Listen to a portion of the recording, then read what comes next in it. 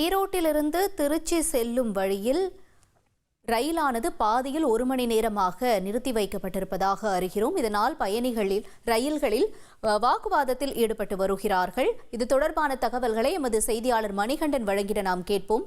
மணிகண்டன், வணக்கம். என்ன காரணத்திற்காக இந்த ரயில் நிறுத்தமானது ஏற்பட்டிருக்கிறது? பயணிகள் தரப்பிலிருந்து என்ன குற்றச்சாட்டு வைக்கப்பட்டிருக்கு? விவரம் என்ன? வணக்கம். ஈரோட்டிலிருந்து கரூர் வழியாக திருச்சி வரை செல்லும் பயணிகள் விரைவு ரயில் வண்டியானது வழக்கம் போல இன்று பயணிகளை ஏற்றிக்கொண்டு வந்து கொண்டிருந்தது.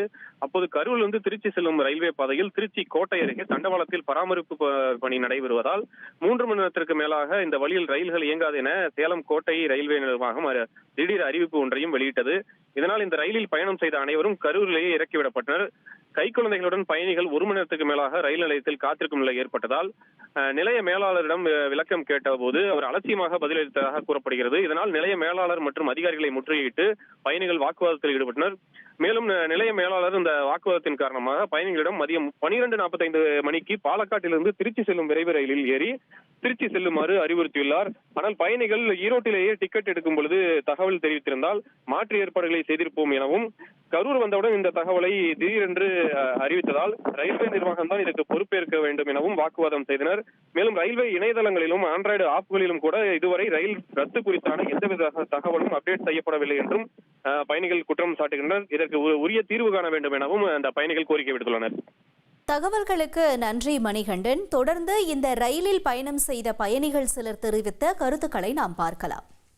என் பேர் ஆர்த்தி. ஈரோட்ல இருந்து நாங்க வந்தோம். 8:10 ட்ரெயின் எடுத்தாங்க. திருச்சி வரைக்கும் நாங்க பேசஞ்சர் டிக்கெட் எடுத்தோம். ஆனா இப்ப கரூர்ல வந்து ஸ்டாப் பண்ணிட்டாங்க. ஆனா எந்த இன்ஃபர்மேஷனுமே கிடையாது. கரூர்ல நிறுத்தியுமே நாங்க ஒரு 10 நிமிஷம் ட்ரெயின் சும்மாதான் நிக்குதுன்னு சொல்லிட்டு இறங்கி வந்து கேட்டதுக்கு அப்புறம் தான் போகாதுன்ற பதிலே சொல்றாங்க. 12 மணிக்கு ரீச் ஆகிறதுனால இத்தனை பிள்ளைங்களையும் கூட்டு வந்திருக்கோம். இப்ப 11 ஆச்சு. எந்த ஒரு இன்ஃபர்மேஷன் அவங்களா சொல்ல, நாங்களாதான் எல்லாத்தையுமே கேட்டு தெரிஞ்சுக்கிட்டோம். ஒரு இன்ஃபர்மேஷன் சொல்லியிருந்தா கூட பரவாயில்ல. இத்தனை குழந்தைங்களை வச்சு நாங்க எப்படி அடுத்த ட்ரெயினை பிடிக்கிறது? அவங்க அசால்ட்டா பதில் சொல்றாங்க. கேட்டா ஈரோட்ல டிக்கெட் எடுத்தீங்க, ஈரோட்லயே போய் கேள்வி கேளுங்க, எங்களை கேள்வி கேட்காதீங்க, எங்கள்கிட்ட எந்த பதிலும் இல்ல அப்படின்னாங்க. இல்லைன்னா அடுத்த பாலக்காடு ட்ரெயின் வருது, அதுல போங்க அப்படின்றாங்க. இத்தனை குழந்தைங்களை வச்சு அந்த ட்ரெயின்ல இடம் இருக்குமான்னு தெரியாது. இப்ப இந்த பிள்ளைங்களுக்கு எல்லாம் பஸ் நாங்க என்ன பண்றது? ஒரு ரெஸ்பான்ஸே இல்ல, எந்த ஒரு இதுவுமே இல்ல.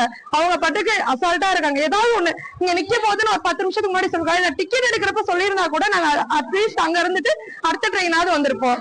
எந்த ஒரு இன்ஃபர்மேஷனுமே இல்லாம இருக்கிறது ரொம்ப ரொம்ப தப்பு. அதுல அவங்கதான் அதுக்கு பதில் சொல்லணும். இவ்வளவு பேருக்கும் நீங்க அதுக்கு ஏதாவது ஒரு ரெசல்யூஷன் கொடுத்தே ஆகணும். நாங்க அவ்வளவு பாதிக்கப்பட்டிருக்கோம், இவ்வளவு பேர் நிக்கிறோம், எல்லாருக்கும் நீங்க ஏதாவது சொல்யூஷன் எடுத்துதான் ஆகணும்.